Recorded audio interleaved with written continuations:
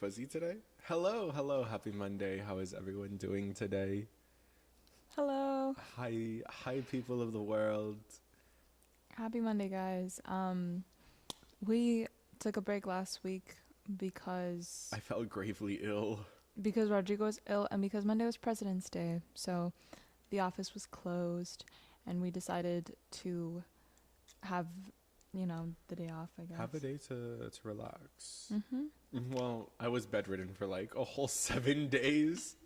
I almost didn't come in today because like I started feeling good yesterday, and I was like, should I really go and do this right Mhm. now? And I'm like, you know what, let's do it. Like I miss Jasmine. I miss talking to Exotic, who's always here. I miss talking to the people who always wander in. Mhm. Speaking of, And here we are. I really hope Exotic joins too. I know, Exotic, we miss you.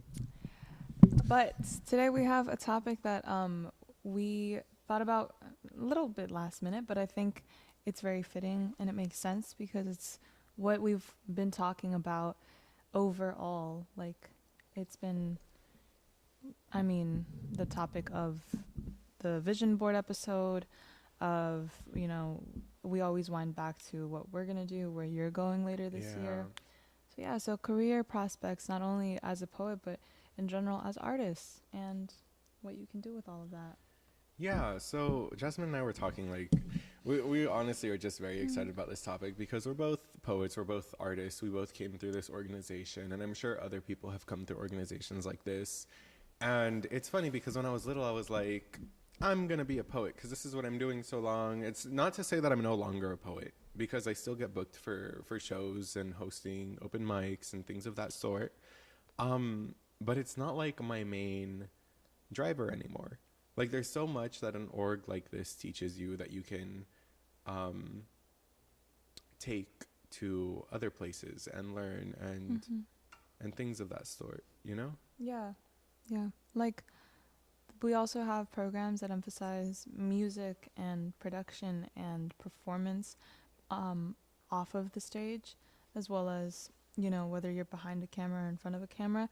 I've just really loved all of the avenues that are introduced to you, especially as people who like do not ever get this sort of limelight. Like I definitely never thought about an arts Yeah. career as the path for me when I was like in middle school, Mm-hmm. high school. I was never like, "Oh, I want to be a writer. I want to be a performer." It was like to me because I didn't see people in my community doing that.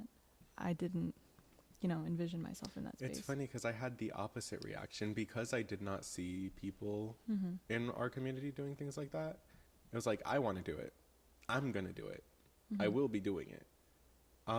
Which I think is funny because that led me here on some random. I think Get Lit came to my school on a random Thursday, and we all were. It was a whole 1,000 kids hauled into the auditorium, and I was Mhm. a very rebellious high schooler, very very rebellious. So I almost didn't go because I had skipped class. Mhm. Don't skip class. So I almost didn't go.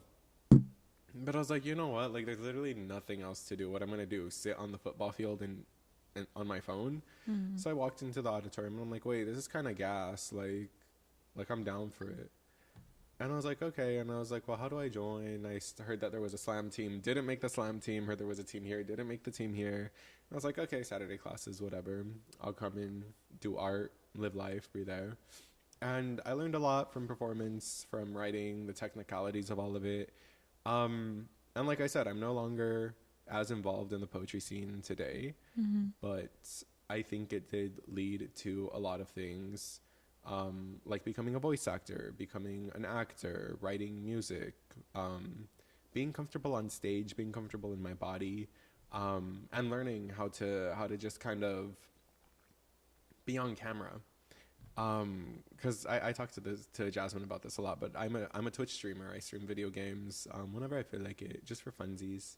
Um, and when I was first starting out, getting used to just being in a room alone, talking to yourself on camera when there's like either 100 or no people watching you is very interesting. Like I know that if I did not have the background that I had because of Get Lit and because of other orgs similar to this, um, I don't think I'd be able to just sit there with myself and talk. Yeah, that would definitely primes you to know by just throwing you into the experience. Mm-hmm. And I, in terms of public speaking, like how would you say, how good of a public speaker were you before you started performing or, just practicing performance? I think I was very good at public speaking, but I think it's only because there was an audience. Like, I spoke at both of my graduation and promotion, Mm. because I had written these like speeches and whatever. And I was always like class rep, like just kind of speaking and standing up. And I think I was like secretary of the ASB, but they gave me all the public speaking roles when it came to talking to the students, even though it was not my job. So I think it was really easy for me. Mm. Yeah, I think my public speaking really blossomed when I had to do it so much and for money. Um, but prior to that, it was like a situation where I knew that I could, but Mm-hmm. I just wasn't used to it, and I wasn't very, very good at, doing things on the fly or knowing how to really connect with an audience in like a authentic way rather than a very obviously practiced way. Right. Because you can tell when a poem's been done so much that it's just like it's a performance up there. Yeah. Or at least I feel like, especially as performers, we can clock that. But now whenever I'm on a stage or with a group of people, with an audience, I think it is so much more valuable to deliver something that connects to the people in that room. Like I'll always try to connect a poem back to whoever's in the room. Like wherever I do Hot Cheeto Girl, there is somehow, some way, maybe I have to BS a little bit, but I will draw it back to the people in these four walls. Like I was doing it at a gallery for their closing exhibition last night, and this is like an artist coalition that's like super lovely and has invited me back for a couple of performances. And about like a majority of the artists in this organization are older. They're like Mm-hmm. elderly folk or have just, had decades of experience and like have probably seen performers of poetry. Literally their entire lives has been art. And not only am I the youngest one in the room, I'm like maybe like one of three like Mm-hmm. Gen Zers in the room, because I saw like a couple of like youngins, but Couple youngins. a couple youngins, yeah. I love the slang. And even then, I knew that I had to draw the poem that I was gonna perform back to them. I chose Hot Cheeto Girl. Not only it was memorized and it was very polished, but because it was a gallery in the heart of downtown, and I also love bringing performances and material to people that are not used to the content, or maybe even like it's not their comfort zone. Mm-hmm. Like if I reflect something back to them that they relate to, then cool, but is that even revelatory? Like does that show or teach anything to the people in the room? Is it a new experience? If I'm just pandering to people in an audience all the time, then I feel like I'm not doing my job as a writer to like establish, an alternative to whatever the social norm is of the people in the room. And with Hot Cheeto Girl, I had to say something like, raise your hand if you were born in Southern California and were raised here. Raise your hand if you were, born somewhere else in the country or outside of the country. And for every single one of those questions, there were people who were either raised here, raised somewhere else in the U.S., or raised out of the U.S. And I just like took it from this huge general area of like where we're all from, and then zoomed back in on this one girl who represents not only girlhood, but also aspiration, innocence, lost innocence, dreams of, judgment, of just everything that any woman in there could relate back to, not only in themselves, but also the type of girls that we see walking on the street like every day in LA. So I think that even me explaining it right now is way easier for me than it would have been 2-3 years ago. And not only does that come with age, obviously, but also with a lot of practice and just exposing yourself to making it work, because you got to make it work. Have you ever, I think we've talked about this, but have you ever improvised a poem like Oh yeah, on the fly? most of the poems that I hate to say this, but Don't expose yourself too much. At certain places, there was a need for a new poem, and I'd be like, I have a new poem, and I'd go up there with nothing but my brain. Oh, slay. Okay. I've done that, yeah, like once or twice. Like at open mics. Nice. Yeah. At open mics. At open mics. Only open mics. Okay. Yeah, I think it's so fun. It is a lot of fun because sometimes you'll be spitting some hard freaking lines. Yeah, because you're pulling them out of nowhere, and yeah, it's like, and you're like, where did this come from? That kind of made sense though.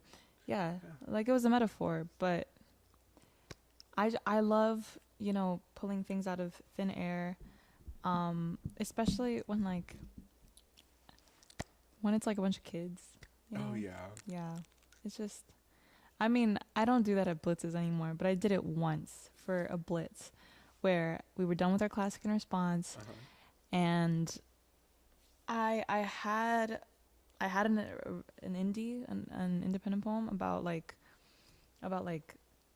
cameras and sepia tones and memories. I don't remember, but exactly, I forgot some of the poem after the first stanza, and I just started going off the cuff, and I was like, this kind of makes sense though. Like you sprinkle in a couple lines of repetition. You're there and you're like, it makes sense, and the people you're at the blitz with, they're like, the hell is she going on about? Nah, dude, I got compliments afterwards. I was like, I love that poem, and then I just, You're like, well, it's the only time you're gonna hear it because this isn't even what's written down. Exactly. Or like, I also love improvising the endings of different pieces, especially if they can be altered to fit the audience better, I think. Yeah. I do that sometimes too. Yeah. But all to say, I feel like this sort of career path, artist path, whatever path it is, like, you are exposed to not only so many opportunities, like you get up in front of hundreds of students, you get the big like glitzy name opportunities of like organizations and celebrities like and Spotify and bands and America's Got Talent and it's really fun to name the drop. United Nations. No, for real, it's crazy. I don't know if you have also experienced this, but maybe being in this org for as long as I have and doing as much as I did, you like become desensitized to things, on artists you meet and things you've done and things you've accomplished and places you've gone. So when you're talking to your friends about something that you did like a year ago, talking about making a movie or being in Kuko's music video, to you it's like, yeah, that's something I did. And then they're like over there losing their minds.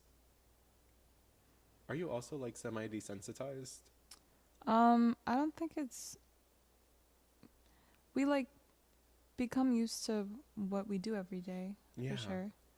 Or not even every day. Like our everyday is at home or in writing, on docs.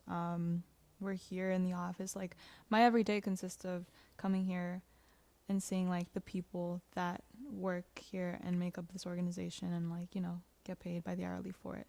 I think anything that has come of those really big projects that are the ones that we, are the first to call on for our accolades and to like shout out what we've done as an org. I think that they are the product of, the work that we do every day. So I think it's become a lot easier to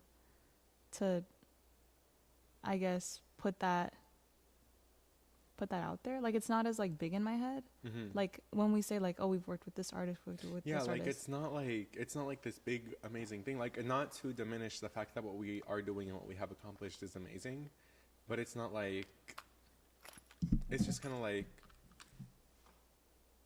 I mean, I don't feel like it's like because it's really cool. I think they're always really really dope, and I love saying that we've done work with certain people, or like we've gotten to do certain things, but I never uh I mean, when I tell people too, I understand the reaction of what that means, you know? Like especially celebrity wise. Like it's cool to say that you've seen her live, and it's cool to say that you've like been in a room with Anderson .Paak and like I had him speak to me. Did I get a picture? No. Was I salty about that? Yes.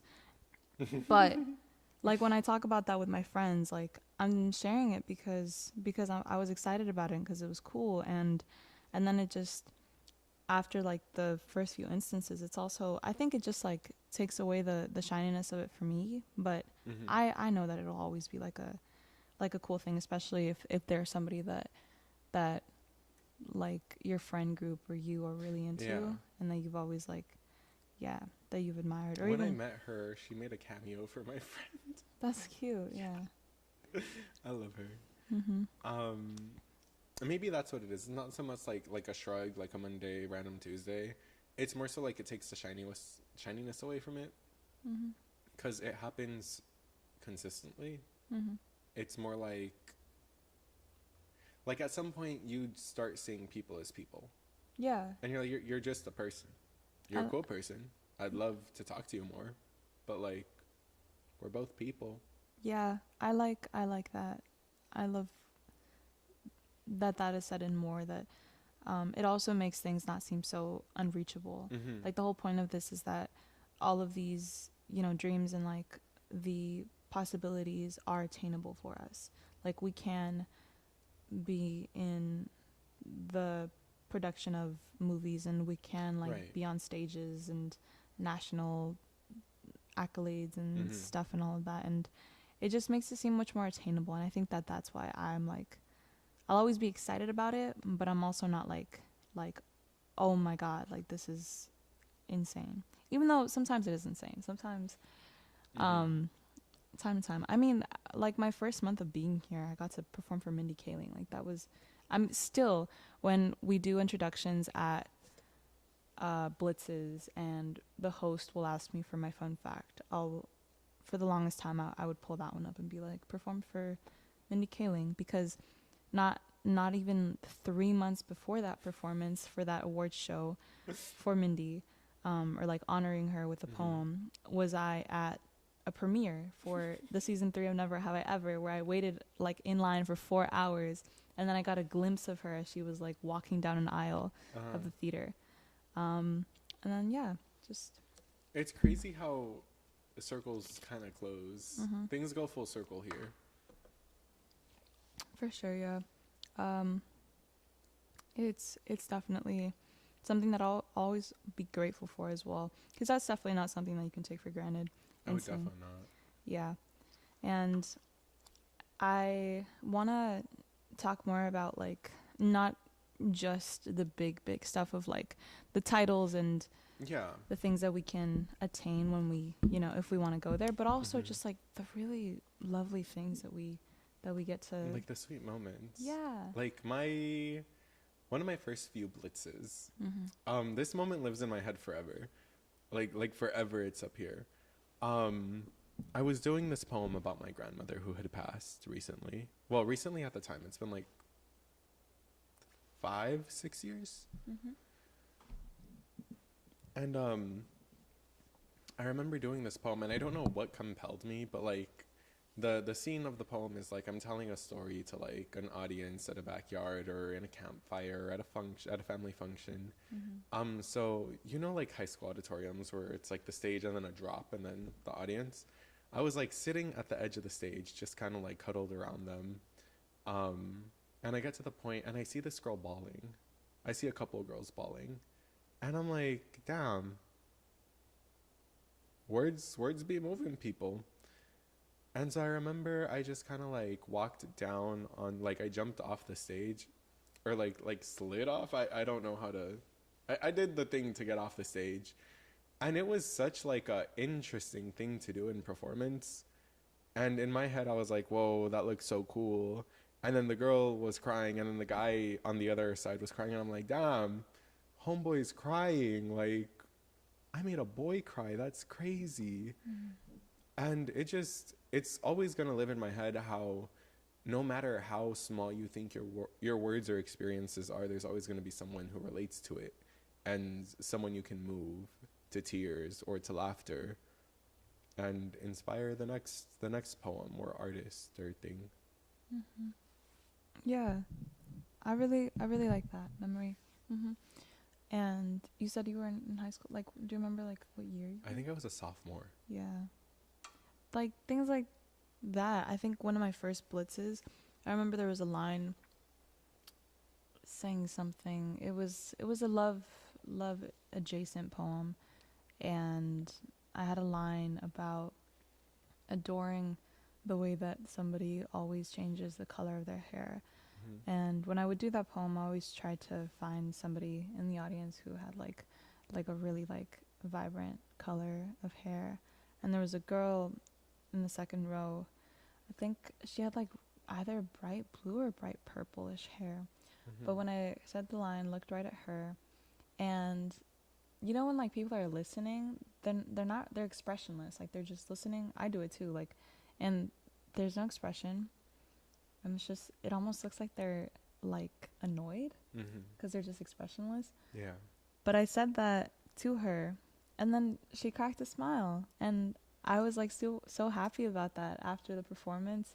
And I was thinking about it at night when I was like talking about it to a friend, and that was one of the first moments where I felt like I felt the way that my poetry could connect to somebody else, or just be a little bright point in somebody's day. And I really appreciated that moment. So whether it was something like that, or something like, you know, when you're driving and you're just you start like thinking in poems. Yeah. I love that. And I know I'm so mad though, because they're never gonna go, they never go anywhere. I really want them to go somewhere. I wish that I have friends that will pull over to record themselves, like whatever came to mind, or who will, you know, write after that they get off of the freeway. But I never do. And I'm just like, damn, I'm like writing a little poem in my head, and it's just gonna get lost of time. But even that is really sweet for me, just to exist in poetry and in an appreciation for the mundane, which is like always what I will emphasize in the beauty of poetry. I do that. I record myself while I drive, actually. Yeah. I lost all of my voice memos. They all wiped. I don't know what I did. I think I was trying to save my storage, because, you know, like Apple Photos like takes Apple, up. work on your storage, please. I mean, they have their storage, and then I have my incessant need to take like 500 photos of my friends, and then once I have all of these, like I think I have over like 10K photos right now, and I'm like slowly working on moving them to a hard drive. Can you check right now? I want to see how many photos you have right now. Right now? How many photos and videos? I'll tell you mine.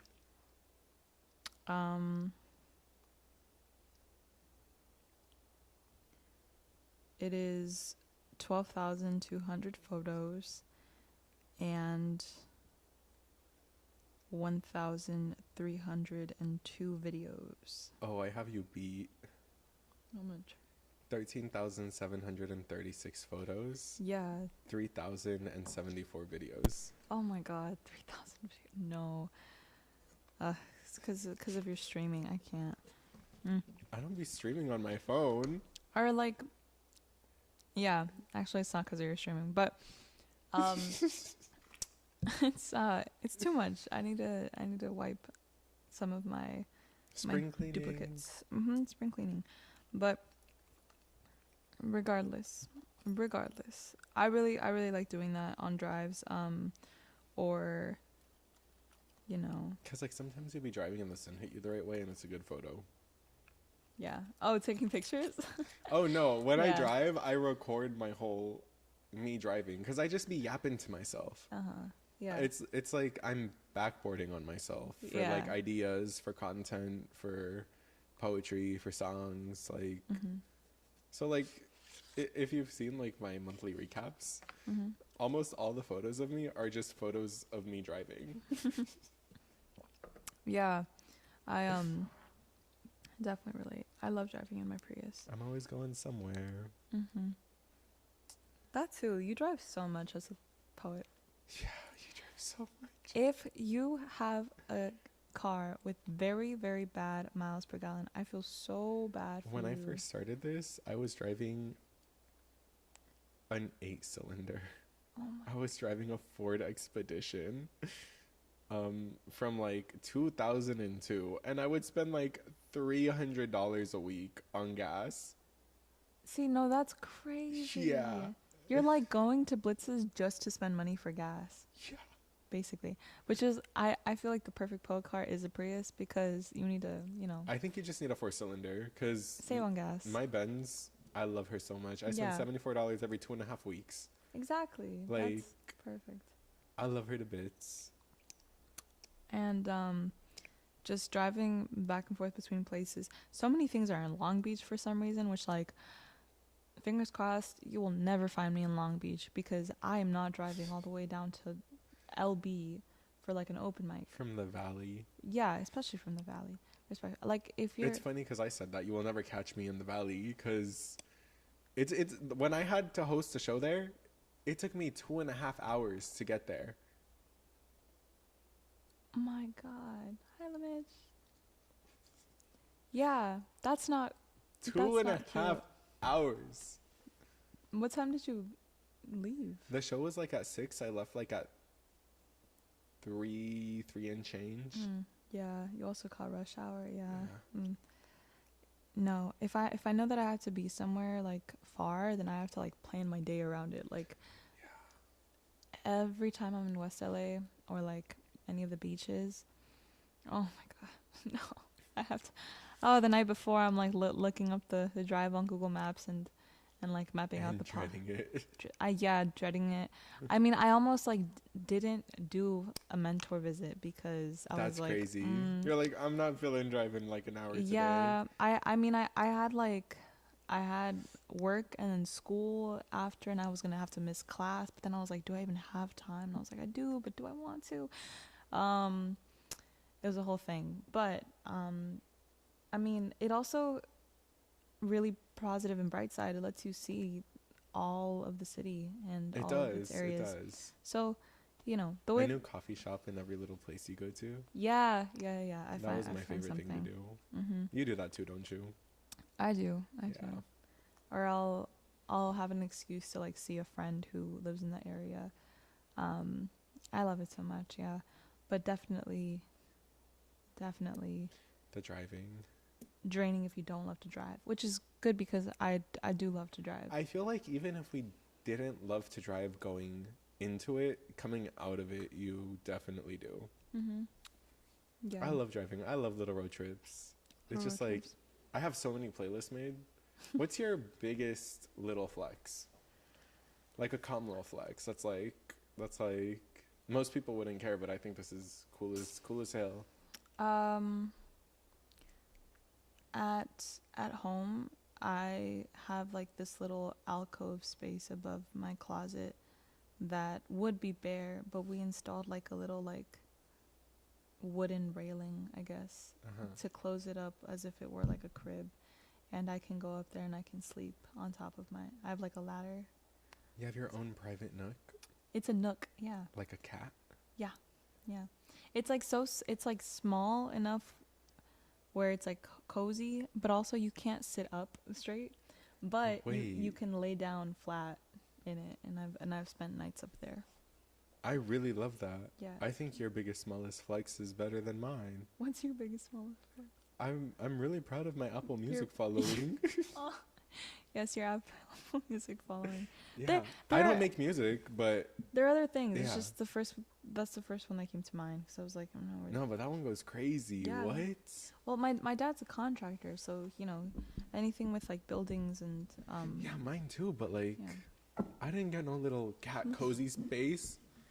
it's cute. It's really just like a piece of like a foam pad so that Uh-huh. your butt doesn't hurt when you go up there, and ladder and the cute little the wooden railing. Hmm. To be completely honest, so I don't even use it much anymore because I'm just like I can't crawl up there because like to crawl back down when you're sleepy in the morning and you've just woken up, like you got to be It's like a awake. bunk bed. Yeah, it's like a bunk bed. I used to love my bunk bed. Hmm. I have so many poems about my bunk bed growing up. I love my bunk bed. Who'd you share it with? My twin sisters. Yeah. They would be on the bottom and then I would be on the top. And then when we all kind of outgrew everything, I was like a little brat. And I was like, I don't want to sleep on the same bed as my sisters because they're icky or whatever. So I slept on like one of those hospital rollaway beds because my grandma used to work at like a convalescent home. Hmm. Don't know if this is where we got it, but like that's the best way I could describe it. Like it's literally a spring frame that folds up like this and tucks away into a corner. Hmm. And you like take the mattress out and put the mattress back in every time you're gonna go to bed. That's so cute. Yeah. Why is your Apple Music following your biggest flex then? Because I like making playlists and it's nice to just be like, yeah, like I used to make them silly goofy and I used to think I had banging music. Hmm. Now there's people that agree I have banging music. And they're just like random people. They're just randos. That's so cute. Yeah. Yeah. Yeah. I don't know. Oh, I guess maybe like also going to little galleries and art shows is really cute because it's not super. They're not very crowded like Mhm. with younger folk. Like not the ones that are like in downtown like 7 to 12 a.m. and like with a bunch of really beautiful cool people that roll up. Not those. You go to like an art show with like a couple of elderly folk who have wine out and will like talk to you about their experiences in like their home country or some like wild night that they had like back in 1979, and that's a good time. They'll like take pictures with you, and I mean they take pictures with you if you perform for them, but yeah, those are always really fun. And you go in, it's free. Nothing's free these days. The little snacks that they have, free Doritos. I had a lot of Doritos last night. Yeah, so Doritos.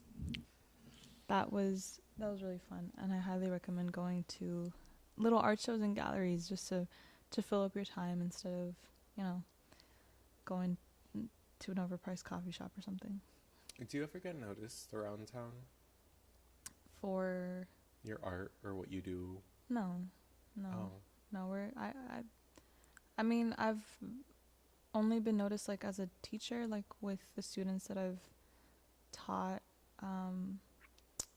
Now that I've taught like over the summer and in the fall, the kids that I had like over the summer will like come up to me and say like, "Hi, Miss Jasmine," and Miss Jasmine, I love that. Mhm. I love that Yeah. so much. yeah. So I like getting noticed by my kids, yeah. And I don't really no. I mean, I never go to the places where like the schools. Seldom do we visit again, and even if we do, it's like a year later. So Mm-hmm. like whoever you performed for isn't gonna. It's probably not there again. Yeah. Yeah. Mm. But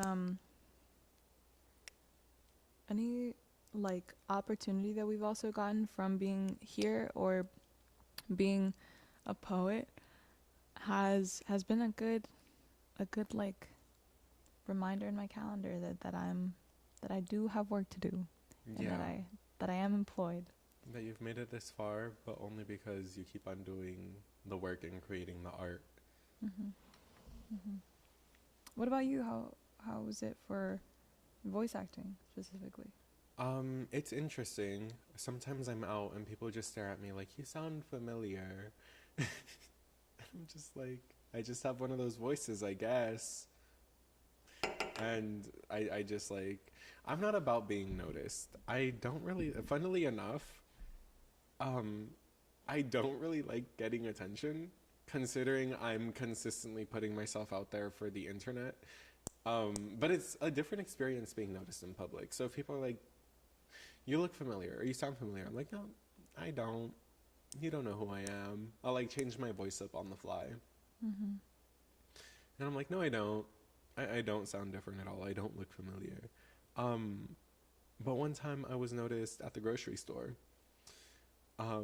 Name and everything. Not a you sound familiar, not a you look familiar. It was, you're Rodrigo. And I'm like, who are you? Like, who are you? It was at Target. It was while I was working at Target. And Mhm. I'm like, who are you? And the girl goes, you signed my badge at TwitchCon. And I'm like, oh my God, yeah, how are you? Like, me being stupid, me playing stupid, because I had no clue who this girl was. Girl, if you're watching this, if you search my name and you see this, I'm so sorry to you. But I was on the clock and I was being recognized, and it was just like, wow. Oh yeah, that's real. Is there any other time that that's happened? Oh, on Monday. I was out. Well, I don't even know if it's being recognized. I'll count it, I guess. Um, Monday, I went to the bar, and I was walking in with like, I don't look like what I looked like a couple years ago. Um, and my back was facing her. Someone I came in get lit with. Her name was Trinice. Her name is Trinice, and taps me on the back, and she goes, Rodrigo, and I go, wait, what? Like, I was dumbfounded. Mhm. It was such a nice experience.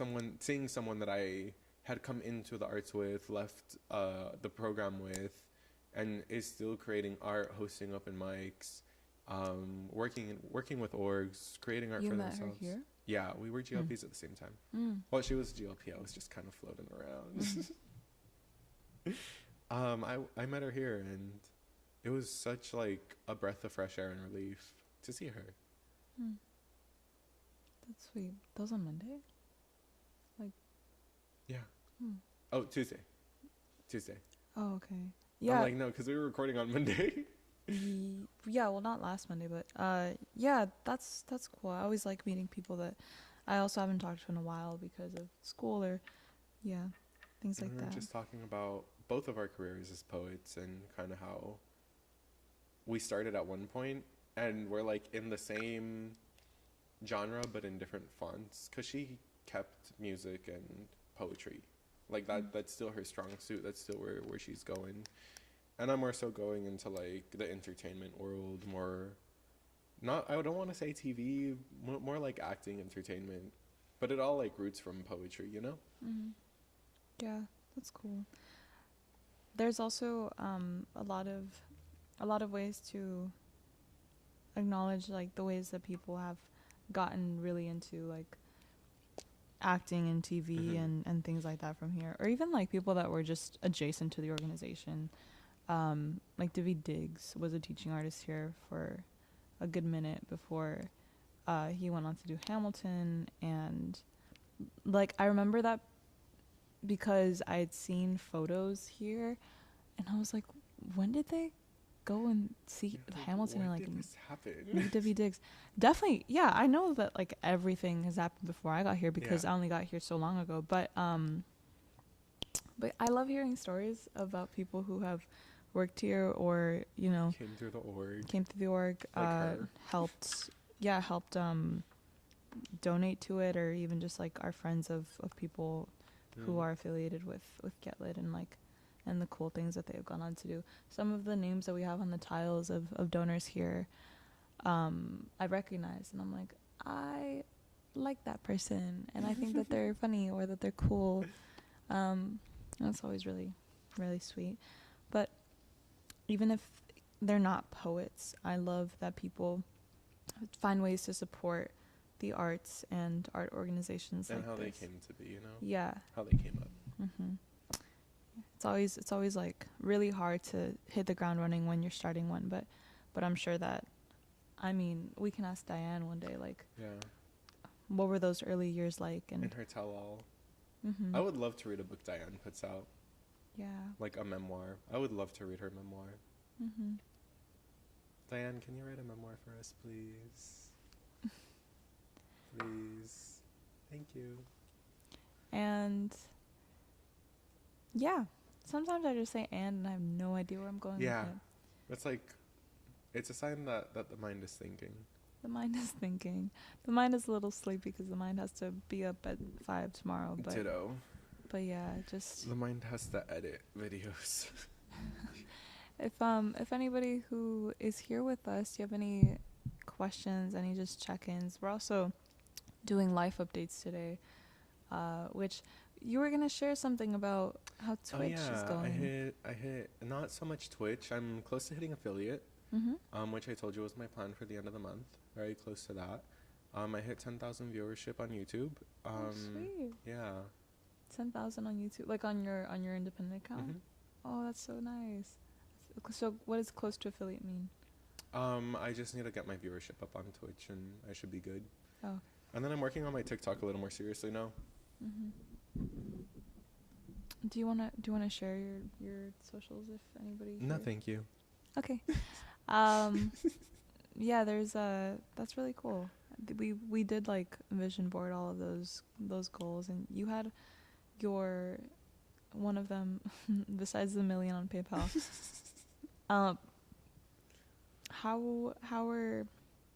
How do you feel about those goals? Like, do they still feel like they're the same, or have they shifted a little bit? I feel like I'm switching my numbers up to be higher than projected, because I didn't think I'd be hitting numbers as quickly as I have. Because I told you, like, by end of year I was gonna hit partnership on YouTube, but now it seems a lot closer than end of year. Maybe I get a play button by the end of the year. Who knows? Do they still even do those? I don't know. I think they do, yeah. Yeah, maybe I get a play button by the end of the year. Who knows? That's so sweet that you're saying, because we vision board, dude. Yeah. Straight up. What about? Oh, I'm also buying a guitar or a bass. I'm buying more instruments because I want to get back into music. I'm buying a bass, and I got a job. And you got a job. And I got a job. I'm telling you, like, things are moving so quickly for me right now. Yay. Congrats. Yeah. We'll talk about that later because I don't think do you want to share where it is, or? I'm working with a company. Okay. Who is very large. You're working with a company. Amazing. Yeah. Yeah. There's also so much that is going on, like, outside of the org now that it's a time to what's like a phrase that your family says for, It's like, morphin time. Yeah, the iconic Spanish phrase is morphin time. No, you guys, like, you shared this last time, I think, like ponte las pilas, Ponte or like las pilas. or like, you know, your cajones. I don't know Yeah, ponte las pilas. who says cajones, but I'm stealing that. I am putting on my cojones. Your what? Your huh? What does that mean? What are cajones? You Anyways, said cojones. cajones. Okay. Yeah. Also, I didn't highlight this earlier. I love this shirt that I got yesterday at a vintage market, and That I shirt just is so cute, y'all. really need to let me sit up real quick. All right, it's got these like what do we call this? Like these. It's Neck halter. is that a halter top? Halter top would be more a like halter top-esque. halter top-esque. Like it's got a wrapping situation here, tied around your neck, and there is It's lacy, it's lace. floral, it's giving. It's a nice, pretty purple. And I think the girl who sold it to me at the vintage market in Topanga yesterday. Shout out to her. Life updates from you other than your show and your shirt? I am running for ASO president at my college, Uh-huh. which fingers crossed that it's like an actual election. When I got vice president, which I am right now currently, there was nobody who ran in the election. So it just came down to, like, I was already just like a student leadership member, let's say. We call them something different. But at one of our meetings, they were like, hey, we need somebody to be VP. Who wants to do it? And so in the moment, we like nominated ourselves. And then we had to do like a little speech. And I remember in the speech, I did it obviously like off the cuff. I think me and the other girl who went up for it did it off the cuff. But I remember talking about like how important I knew that the VP would be really efficient at email communication and being a main point of contact for students and questions. You're really good at emails. Yeah, I be emailing and all of that. And then at the end I was like, and I want us all to, work well together cohesively, and we'll all be Care Bears in our Care Bear land. I said something about the Care Bears. It always comes down to the Care Bears with you. It always comes down returns to the Care Bears. But I got it, and it worked. Congrats. So hopefully now that there's actually going to be an election, and don't know who I'm running against, but fingers crossed for presidente. And besides that, just working on I have my new little side gigs as well, with like tutoring and some chauffeuring and chauffeuring. Yeah, it's not Uber, it's for a family friend. And working here, working there, working everywhere. I'm already getting ready to go to sleep, guys. I'm like, yeah. A lot has happened in our lives in this past couple of weeks. Yeah. Are you excited for your new job? When do you start? I'm very excited. I start the 5th. That's so cool. What are you gonna be doing? Like, what's the work involved? I will be cultivating guest experiences to make sure they have a memorable time at their destinations. Cute. I like how you worded that. I do too. I'm surprised I even pulled that out of thin air. Yeah. Nope. Exotic is not here. Yeah, but I feel as though we are gonna get ready to wrap up pretty soon. I think now. What are your takeaways, Jasmine? Let's see. I'm really proud of us. I am too. I love you bunches.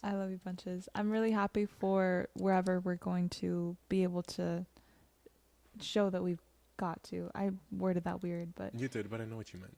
You know what I meant. In a couple of months, when we are doing our last episodes of this, and we get to look back and see like what we talked about in the beginning of the year for our goals. I'm gonna be in tears.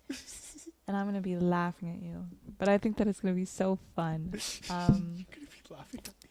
Yes, because like we're not like gone. I know, but it's like it's a little hiatus, but like yeah. There's just so much to look forward to and to live through. And if you are a young person who has so much to live through, you have so much time. And we are very, very grateful to have all of this time. I know that... And it's going to be so beautiful, y'all. Like... Yeah. To grow up. Yeah, no. I mean, my mom likes to say that, like, el tiempo no está garantizado. But like, with the position that we have in this world, if you are living here and if you are safe, if you are being conscious of, who you're talking to and like not getting into any sort of trouble, hopefully you do. Hopefully you have the gift of time. We are privileged to have this gift. So, speaking of time, let's wrap it up so I can get to bed and so you can get to bed and enjoy your time. But yes, thank you all for coming. It was so much fun. Thank you for listening to our rambles about where we've made it as poets and artists and creatives. But thank you. See you next